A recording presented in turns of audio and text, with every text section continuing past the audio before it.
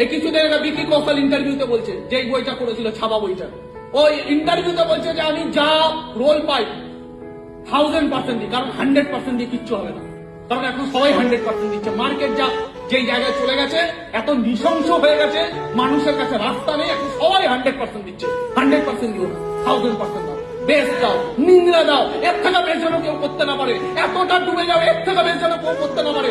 নিজেকে বোঝাও যে আমার থেকে বেশ স্মার্ট ভ্যালু কেউ করতে পারবে না, আমি এতটা ফাটিয়ে করবো, আমার থেকে বেশ সর্বস্ব দিয়ে দাও। তুমি এইটুখানি পারো, সর্বস্ব দাও, ওইটুখানি সর্বস্ব দাও। যে সর্বস্ব দিতে পারে ওপরা আমাকে সর্বস্ব দেয়। তোমাকে অন্যদের মতো হতে হবে না, তোমাকে অন্যদের মতো হবে না, বাট তুমি এইটুখানি পারো, সর্বস্ব দাও। তুমি 10 ঘন্টা ফিল্ডে থাকতে পারবে, সর্বস্ব দাও।